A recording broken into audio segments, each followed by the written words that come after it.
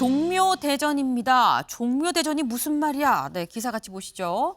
출마 선긋던 김 총리 지선 레이스 시동, 종묘 찾아 오 시장을 직격을 했다라는 거죠. 어제 김민수 총리 직접 종묘로 나왔습니다. 그 모습 잠깐 같이 보고 오시죠.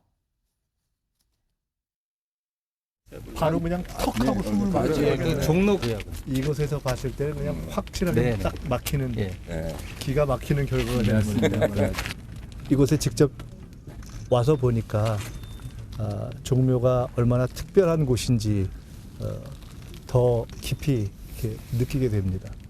종묘의 정면에 높은 빌딩이 들어서는 것처럼 착각을 유도하고 있거든요. 중앙정부가. 그런데 종묘의 정면은 뻥 뚫려서 빈 공간이 생기는 겁니다. 힘의 우위를 활용해서 해결할 문제는 아니지 않습니까? 김민석 총리 조만간 빠른 시일 내에 시간을 내주신다면 찾아뵙고 설명을 드려도 좋고 공개 토론을 해도 좋다. 네, 지금 김민석 총리는 턱 막힌다라고 얘기를 하고 오세훈 시장은 뻥 뚫리는 거예요 라고 얘기를 하고 있죠. 이쪽에서 보면 막히고 저쪽에서 보면 뚫리는 거 아닌가라는 생각이 살짝 들기도 하는데 서영주 대변인님, 네. 막히는 겁니까? 뚫리는 겁니까? 뭡니까? 그러니까 오세훈 서울시장의 말은 그 종묘를 바라보는 입장에서는 뻥 뚫리죠. 그 초고층 아파트에 부자들이 비싼 돈 내고 종묘, 국가문화유산을 아래서 내려다보면 얼마나 뻥 뚫리겠어요. 저는 그 시각인 것 같고요.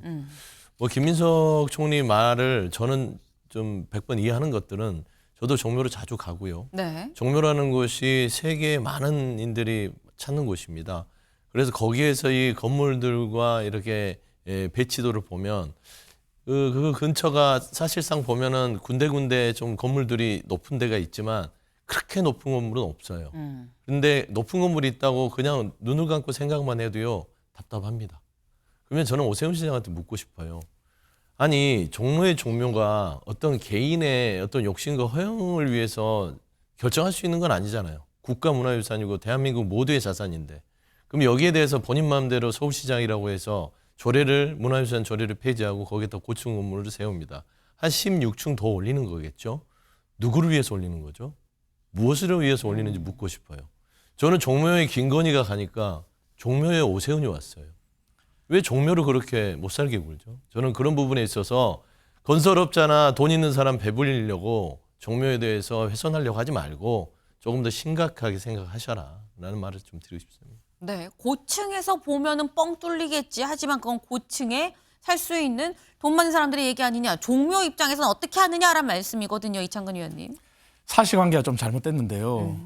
종묘 앞에 세운 상가, 사실 박원순 전 시장 시절에 도시재생 미명하에 어떻게 됐습니까? 저는 김민석 총리가 종묘만 찾지 말고 그 앞에 상가들을 들여다보면은 답이 나올 거라 생각해요. 21년간 멈춰 있었어요. 그리고 하나 사실을 얘기 안 하는 게 종묘 앞에 13,000회배 약 4,000평의 도심 녹지 공간이 생깁니다. 그게 종묘 앞에 뚫렸다는 표현을 쓰는 거고요. 그 녹지 공간은 쭉 직선으로 연결하면은 남산까지 연결되는 게 서울시의 목표입니다. 그렇다면 그 녹지 공간을 중심으로 양축에 도시 재생이 아니라 정말 새로운 탈바꿈으로 도시 재정비가 되는 겁니다. 그리고 공공기여를 통해서 지금 세운 4구역 거기에서만 160호라고 하는 공공상가가 서울시에 기속이 됩니다. 그렇다면 그것도 국민들한테 도움이 되는 거 아닙니까? 그래서 이 문제는 이미 대법원에서도 판결이 났어요. 뭐냐면 문화체육관광부에서 서울시의회에서 통과한 이 도시 재계획에 대한 조례가 잘못됐다고 제소를 했지만 패소를 했어요. 중요한 것은 물론 종묘, 세계문화유산으로 보존해야 되는 건 맞습니다. 하지만 과거와 현재, 미래의 관점에서 우리가 나아가야 될 방향이 뭔지를 봐야지 보존만 한다고 해서 도시재생만 한다고 해서 지금 21년간 묵혔던 것을 다시 묶어 놓는다면 그 피해는 누가 갑니까? 네. 지금 두 분이 하신 요 얘기를 아마도 공개 토론하자라고 해서 토론이 이루어진다면 토론장에서 나올 수 있는 얘기인 거겠죠. 그런데 일단 공개 토론이 이루어지냐 마냐보다 사람들의 관심은 여기에 더 쏠려 있는 것 같아요. 제목 자체가 그렇죠. 출마에 선긋던 김 총리, 지선 레이스 그 지방선거 참전하는 거야 라는 얘기가 나오고 있다라는 겁니다. 왜? 김민석 총리 서울시장 출마 얘기가 있었는데 그때마다 본인은 이렇게 얘기했었거든요. 잠깐 들어보고 오시죠. 정치인 출신의 뭐 총리 지명자라면 이 총리 생활 1년 정도 하고 다음 지방선거 때 서울시장 한번 도전해 보겠다 하는 생각도 하실 수 있을 것 같아요. 이미 제 마음도 그리 정했고 대통령님께도 이 직이 제 정치의 마지막일 수 있다라는 생각으로 전력 투격하겠다는 말씀을 드렸습니다. 자, 총리 내년 지방선거에 출마하십니까? 내년 지방선거에 출마하십니까? 내년 지방선거에 출마하시냐고 물었습니다. 생각 없습니다. 그건 왜 물어보십니까? 아니, 총리니까 제가 물어보는 겁니다. 네, 생각 없습니다. 예? 생각 없다고 말씀드렸습니다. 아, 생각 안 하십니까? 다행입니다. 차출된다면 어떡하시겠습니까? 아니, 당연히 여러 가지 얘기가 있으니까 저도 생각을 해볼 예, 거겠습니다. 예. 근데 그럴 상황은 저는 안 생길 거라고 보고 있습니다. 당대표의 의지 그것도 마찬가지인가요? 뭐 그것도 마찬가지죠. 예. 뭐 자의로 뭐를 판단할 수 있는 것은 예. 아니지 않습니까? 예. 제가 어쨌든 일을 맡고 있고 예. 하기 때문에 기본적으로 뭐 1년이 되려도 한참 남았고요. 예.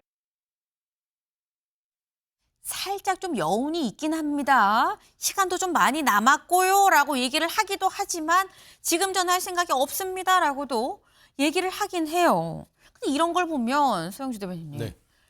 김민석 총리 서울시장 나오는 쪽으로 방향 정한 겁니까? 근데 정치는 생물이라서 여기서 나오는 방향으로 가냐 마냐 이거에 대해서 뭐 딱 잘라 얘기할 수는 없으나 최소한 김민석 총리가 서울시장 나와서 정치적으로 이득을 볼 게 없어요.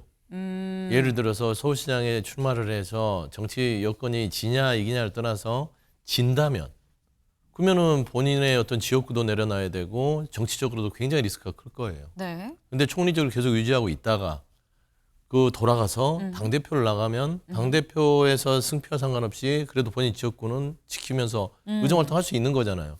그건 너무나 이게 계산이 확실한 거라서 서울시장은 나간다는 부분들은 정치적 손해가 크다. 그리고 현재 민주당 내에서도 정원호 뭐 성동구청장 등 박주민 의원 등 이게 상승세가 꽤 높아지고 있고 오세훈 서울시장은 명태균 사건으로 인해서 리스크가 쌓여져 가고 있고 거기에 종묘 문제로 인해서 하는데 사실 저는 오세훈 시장이 토론을 하자고 하는 사람은 김민석 총리가 되면 안 돼요.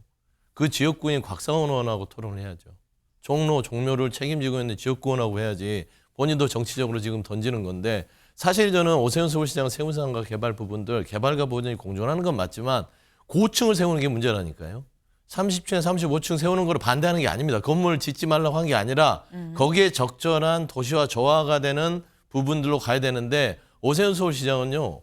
일단은 높이 넓게 많이 이런 개발 그 중독에 좀 걸린 것 같아서 이 부분에 대해서는 그 지역구 의원이 곽상원 의원과 토론하셔라 그런 말씀 좀 드리고 싶습니다. 네. 지역구 의원인 곽상원 의원과 토론하셔라 라고 했는데 일단 곽상원 의원보다 김민석 총리가 직접 또 현장에 와서 얘기를 하긴 했어요. 근데 왜 이런 얘기가 나오느냐. 사실 김민석 총리가 앞서서 새벽에 인력시장에 가서도 이런 얘기를 한 적이 있긴 하거든요. 잠깐 보고 오시죠.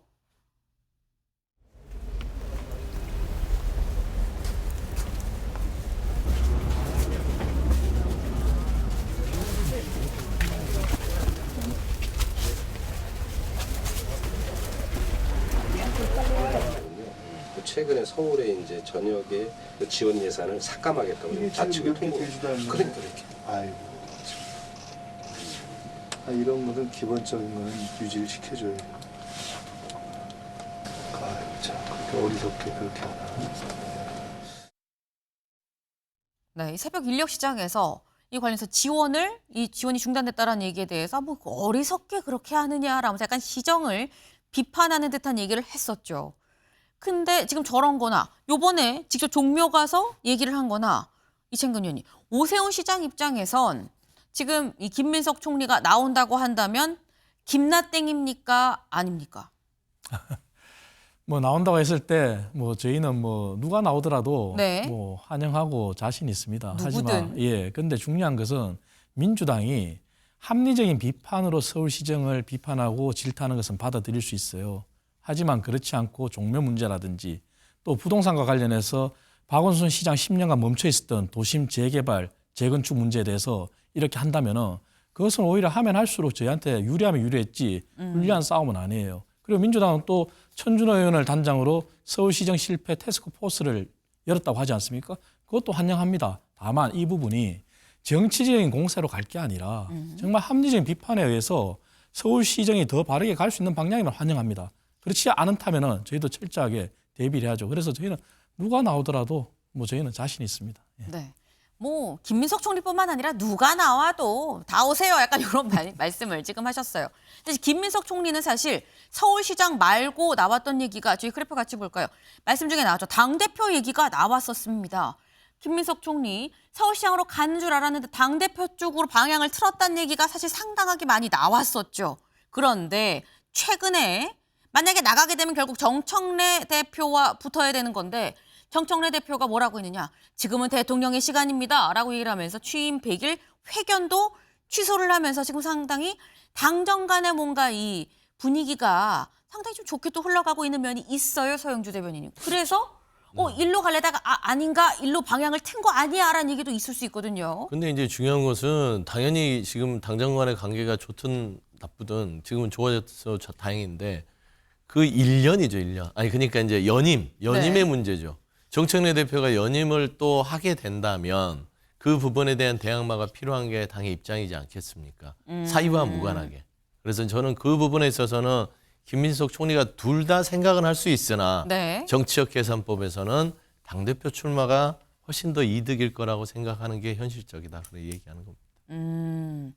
어쨌거나 정청래 대표가 나온다고 한다면 그러면 뭐 혼자 나갈 거냐, 누가 있어야 되지 않겠느냐라는 건데, 근데 이 서 대변인님, 정청래 대표 혼자 나가서 단독 찬반 더 좋은 거 아닙니까?